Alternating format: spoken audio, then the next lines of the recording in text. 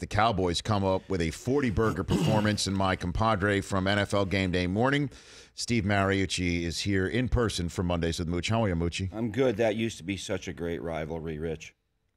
I know. What was it when you were there? Was it the back end of the triplets? And you? Yeah, my first year, '97, we played against Aikman and Michael Irvin. They came to town. Right. We got them. Anyway, and then we lost another time down there. But then you remember the T.O. going to the Star.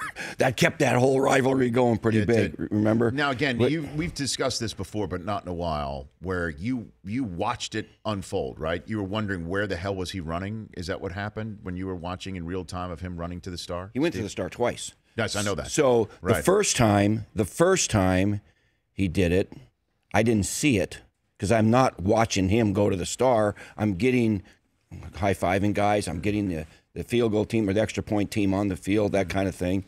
And then the first time I realized it is when Emmitt Smith scored a touchdown. And then all of a sudden he ran to the half court. Mm-hmm. He took his helmet off and he took the ball and he went, boom. And he was looking at me. And I'm going, he's looking at me. What's he looking at me for? And Shuggy up in the box goes, well, he's doing that because T.O. went to the Star. I went, what? He says, yeah, T.O. went to the Star on his touchdown, so Emmitt went to the Star on his touchdown. I'm going, what's going on? Anyway, so we just kept playing the game, and then we throw another touchdown pass. We beat him. We beat him good. Anyway, he throws another touchdown pass to T.O. on a fade, a little F-short motion fade. It was pretty good. And then he goes to the Star again, and then George Teague, I'm going, oh, my God. Here comes George Teague. I used to have him over in Green Bay. He was on our team. And then here comes Derek Deese, and he's going to start fighting. And you'll see Deese coming in the picture here. Mm-hmm. And right here, there's Deese. He's nuts, too. And so I'm going, this is going to be a team brawl, man. I can't stand this. And so that's what caused our little rift. With you and T.O. Oh, yeah. Because you had to address it. When did you address it with him? In the locker room after. What'd you say to him? Oh, man. We won 41. Look it up. 41 to, I don't know what. We beat him pretty good. Mm-hmm. And I said, we're not going to play that way. That we are not going to win that way. We're not going to lose that. We are not going to play it. Because I took it as being, showboating and, really maybe causing a bench clearing brawl, obviously. Yeah. And he didn't look at it quite like that. Anyway, so I suspended him without pay for the week. Kicked him out of the building. And then your relationship was never the same. We made a mistake there. You know why? Because I did it. I just wanted to be the coach, and I said, this is going to be my decision. He's suspended. The club should have did it. The ownership or management should have done that. So when he comes back, I can have a coach-player relationship with the guy, right? Instead of friction. We had friction from then on out. Steve Mariucci here on the Rich Eisen Show. What do you take from the Cowboy win then? What do you take from that? We had this discussion, right, Rich? Is it a trap game? The stars were aligned for Dallas to blow out the Niners, right? But it was also a line for them to play down to the level of an 0-6 team as they had been doing for the previous 5 weeks. They're almost as desperate as the Niners, right? They weren't like beating their chest being undefeated or anything. They were having a tough year themselves. So they needed to get back on track. Well, you get Zeke back. We thought he might be suspended. He's back. Sean Lee, their linebacker, their captain on defense, is back. Mm-hmm. And starting against a rookie quarterback. Reuben Foster, the rookie linebacker, started. He got hurt in the game. He replaced Navarro Bowman, right? And so this was a line for a beatdown. This really was. Because the Cowboys now are definitely going to have Ezekiel Elliott next week. The league tried to have the next hearing about the temporary restraining order moved up to be decided before Week 8. It is now going to be still on October 30th, 1 week from today. So he's definitely playing against the Washington Redskins. At Washington, right? Huge 2 weeks for the Redskins tonight against the Eagles, and then short week against the Cowboys. Tough. So what do you make of the Cowboys? They still need to come out with 7 more wins in their last 10 games to have a 10-win season. Do you think they do that? You saw their schedule. Yeah, the schedule's brutal. And they have, after Washington, it's at Atlanta, who is up and down. He didn't look so good last night in the fog. Kansas City looks good. They have Philly twice. Philly looks great. Seattle? At Seattle, right? It's Seattle. It's Seattle at home. They're at the Raiders. At the Raiders. It's a big for them. Yeah, it's a tough schedule. They're going to have to play like this just about every week. Pretty much like every week. And before, wild card. And before we take a break here, what is wrong with the Atlanta offense? Best as you could tell. Is it as simple as Sarkisian isn't as good as Kyle Shanahan, and that's what's the missing? When Kyle first got there was some growing pains too. Because you have to get on the same page as your quarterback. So when you're play calling, they're kind of thinking alike. But it looks to me, just from watching, I haven't studied it, going back and forth on film, it doesn't look as creative to me and versatile in terms of the offense and what they're doing with formation and personnel groups. And it looks just a little bit more vanilla to me. It looks like they're not attempting to get their big dog, Julio Jones, the ball in the red zone. He caught that one over Malcolm Butler, right? Ripped it out of his hands. Just ripped it. He's a beast. I mean, really. And so, but when you have that, you do that time and time again, right? Yes. And so they're a talented team, but I still think they've got some shortcomings. Here it is right here. Malcolm Butler had great position on him. He just says, I got it. And Butler had a great game otherwise. He's really a good player. Or you shouldn't even say it. It's going to happen to anybody. That's called a 50-50 ball, but my guy is taller and stronger than your guy. So it's really a 75-25 ball. Yeah, it is. Yeah. Which is why they should throw it to number 11 a lot more. Yeah. All right, when we come back, I want to ask you our poll question about who had the biggest win this weekend, and also the Steelers, what they look like right now. Good. And then tonight's Monday Night Football game could not be huger. It is big. Is huger a win? I think. A word? Well, huger. It could not be huger. Couldn't be more huge. Huge, to use the phrase that we hear from other parts of the United States. Huge. Huger, not a word. 41-25, by the way, was the final. It's not a word? It could not be huger? Not a word. It's your show. You can make up words. Rich. That's damn straight, Steve Mariucci. We're back with Mooch. Dave Roberts of the Los Angeles Dodgers on the eve of World Series game number 1 will be calling in hour number 2 as well. And all the phone lines are lit. Don't worry, we're going to take your calls. It's a very busy Monday program. Back with Steve Mariucci in 60 seconds. Welcome back to the Rich Eisen Show. Steve Mariucci is here, and I know how Mooch feels about MyPillow, so I will let you know right now, if you love MyPillow as much as Steve Mariucci, you really do love MyPillow. 800-613-5974 is the number to dial, and when you go to MyPillow.com, you click on the buy one, get one free tab, drop in the name Rich. You buy one MyPillow premium pillow, you get the second one absolutely free. You also get a 10-year warranty. I mean, they really back up what they are saying. 60-day money-back guarantee as well. So it's the buy one, get one free tab for this limited time offer. How many MyPillows do you have, Steve? Can you be addicted to a pillow? Because this is not my deal, all right? I'm just telling you. Yeah, right.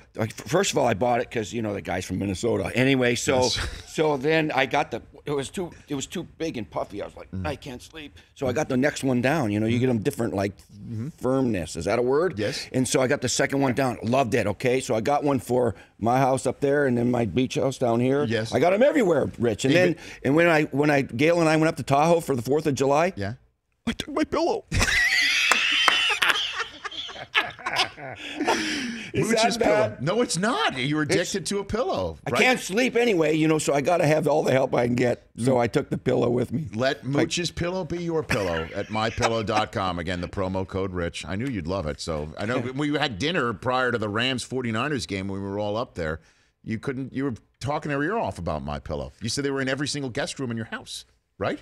That's what you said. Yeah, I mean, I'm hooked. I'm hooked. Fantastic. Love it. So let's talk a little bit about, by the way, the news that just broke. Joe Thomas has, in fact, torn his triceps. He's out for the year. What a stud he is. Missed his first snap of his career the moment that his tricep gave way. 10,363 consecutive snaps. That's unbelievable. The Cal Ripken and Brett Favre and all the guys that play games forever, those are games, and sometimes they come out at the end and, this is snaps. Never missed a snap regarding winning, losing. Most of these were losing. He just keeps playing every single snap. It's ridiculous. This show is simulcast all throughout the state of Ohio, and Browns fans are tuning in right now. What is happening there? I don't know, but I will tell you this, Rich. Mm-hmm. So Hugh coached for me, Hugh Jackson at Cal, right? When I hired Hugh at Cal, he was the first African-American offensive coordinator in the Pac-12. And anyway, so I've known him a long time. Anyway, we were interviewing, Melissa Stark and I were interviewing him at the Combine. You know when you run the 40 really slow? Yes. Okay, so when I said, Hugh, who are your guys on the team that you count on to spread your word in the locker room? He goes, the Joes. I go, what? He said, Joe Hayden and Joe Thomas, right? Well, they traded away Joe Hayden. He's playing at Pittsburgh. He had an interception for Pittsburgh. They're the number one pass defense, right, in the league. Yes, they are. I don't know. Hugh didn't make that decision, all right? And now the other Joe is hurt and gone for the rest of the year. And so it's just tough to watch. But somebody had to make the decision to say no to Wentz and then no to any other quarterback that was available in this year's draft. Trubisky is now 2-1, all right? We're going to see what Wentz looks like tonight.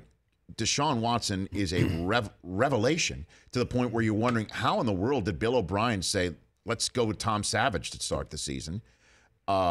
We could go down and on the list with Patrick Mahomes, what he might look like at some point in time for Andy Reid. It's not just this year. It's year after year after year passing on quarterbacks over there with Cleveland. So, and they've taken guys earlier that haven't worked out, too. Maybe they're a little gun-shy that way. But, maybe so. But they've got to, and Deshaun Kaiser, I like the kid a lot.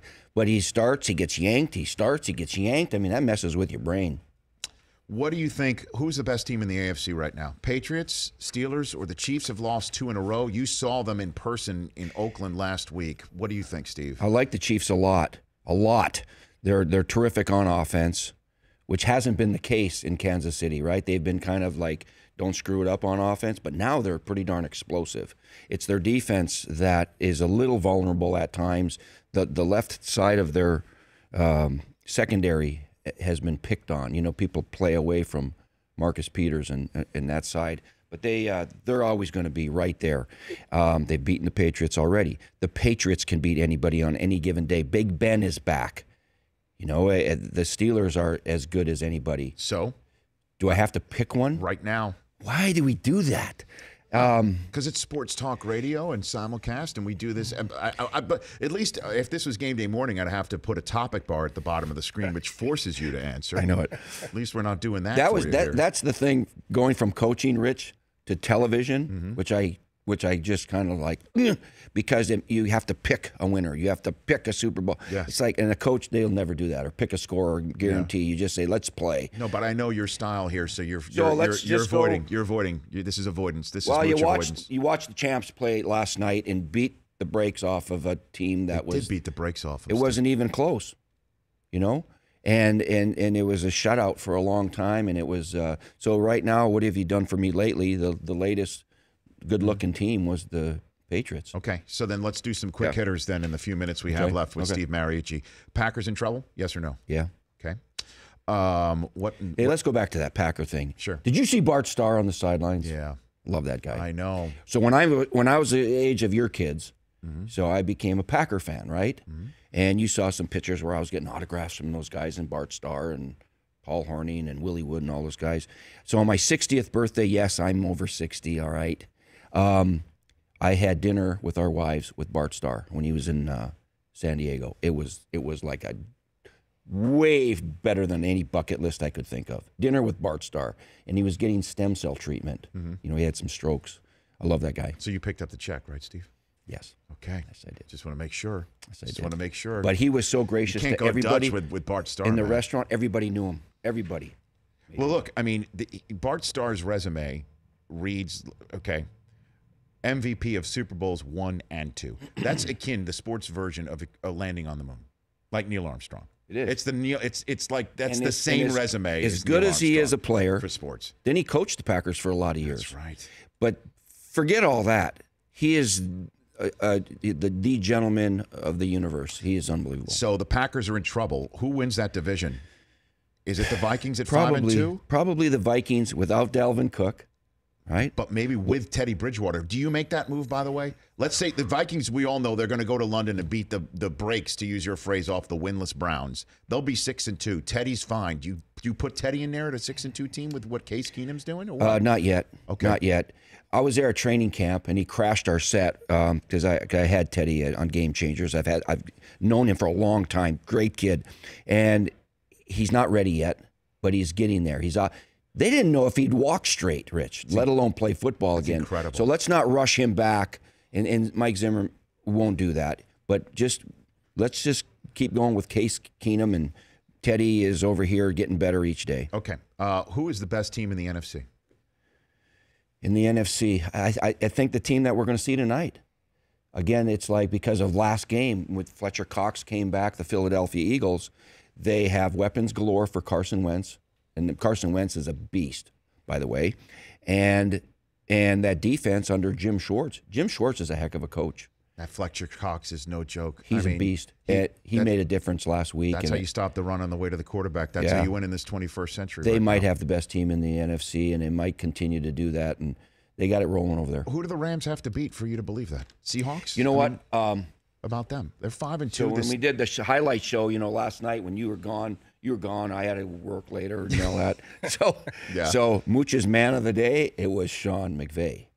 I mean, that guy is just taking this league by storm. I'm really happy for the guy. I call him a kid. I have a son. Tyler is older than Sean, and so I call him a kid.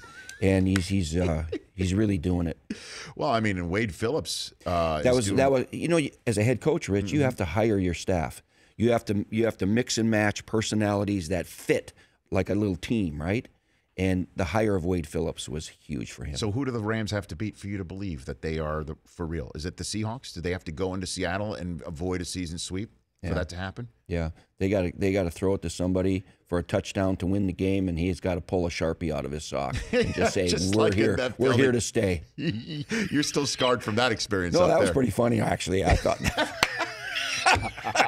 Mike Holmgren was mad at me. He thought I planted that Sharpie in T.O.'s sock. So, who did? Mike Holmgren was the coach over there. That's my mentor, right? He was mad at me.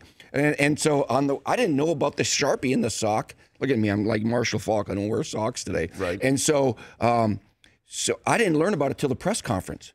So you go, hey, what about T.O. that pulled a Sharpie? You go, what?